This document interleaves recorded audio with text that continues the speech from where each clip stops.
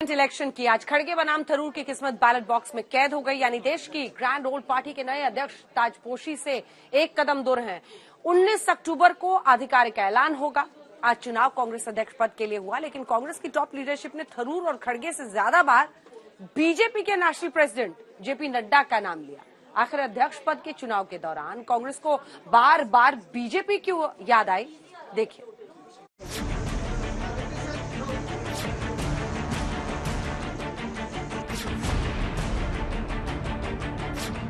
सोनिया गांधी ने वोट डाला, राहुल गांधी ने वोट डाला, प्रियंका गांधी ने वोट डाला, थरूर ने वोट डाला, खड़गे ने वोट डाला। नए अध्यक्ष के लिए कांग्रेस पदाधिकारियों ने देश भर में मतदान किया।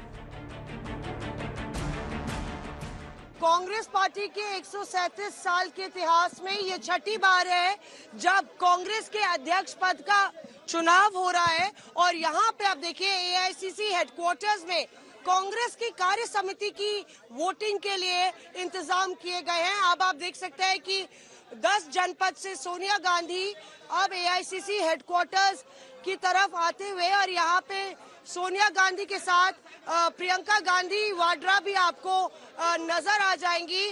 कांग्रेस के तमाम जो वरिष्ठ नेता हैं, जो कांग्रेस की कार्य समिति का हिस्सा है, वो यहाँ पे। Ma'am, historic moment. Are you happy? Ma'am, are you happy? I have been waiting for a long time for this day. I have been waiting for a long time for this day. 22 साल बाद party अध्यक्ष पद के लिए voting की नौबत आई। राहुल गांधी के इस्तीफे के बाद अंतरिम अध्यक्ष की कमान संभाल रही सोनिया गांधी की बड़ी टिप्पणी आई। बोली, जिस दिन का इंतजार था वो दिन आ गया।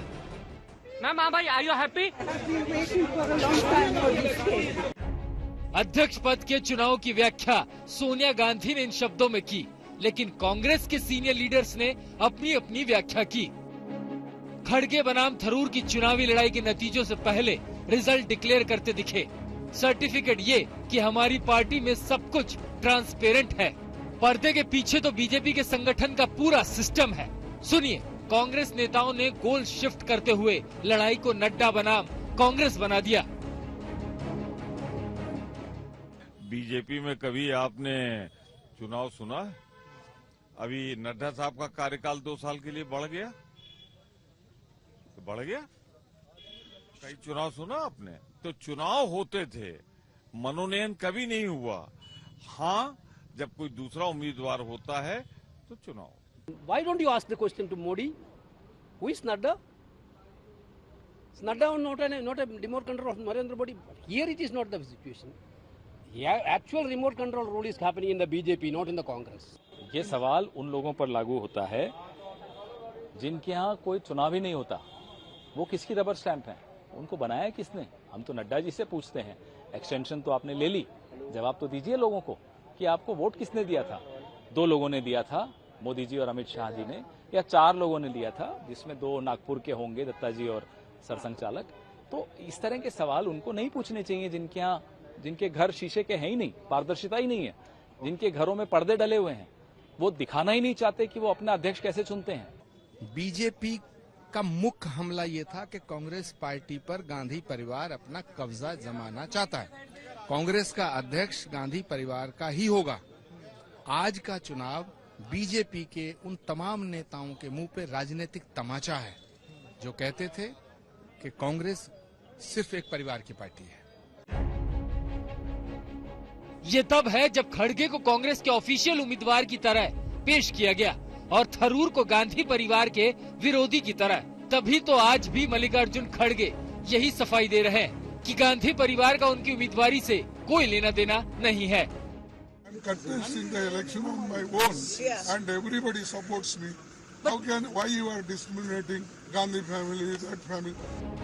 वहीं थरूर कई दिनों से कांग्रेस आलाकमान के रवैये पर दबी जुबान में नाराजगी जाहिर कर रहे हैं। वोटिंग से चंद घंटे पहले भी थरूर ने सवाल उठाए थे। टिक मार्क की जरूरत है।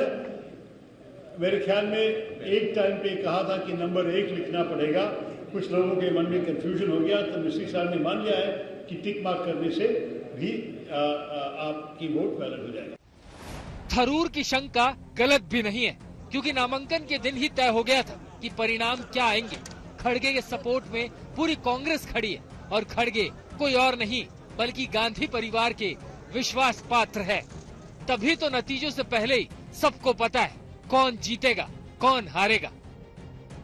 मैंने नॉमिनेशन पेपर साइन किया था खारगे जी का, तो मेरी सोच तो तभी बन गई थी। मेरे मित्र रहे हैं शशि थरूर, आज भी मित्र हैं और हमेशा रहेंगे मित्र। ऐसे व्यक्ति के साथ हैं जिसने 55 वर्ष कांग्रेस की विचारधारा को दिए। ऐसे व्यक्ति के साथ हैं जिसने 50 साल तक लगातार चुनकर विधानसभा और लोकसभा में कांग्रेस की विचारधारा को बुलंद किया। बीजेपी तो थरूर और खड़गे के कंधे पर बंदूक रखकर चला रही है। आरोप यही लगाया, चुनाव तो सिर्फ बहाना है, आलाकमान का रबर स्टैंप लाना है।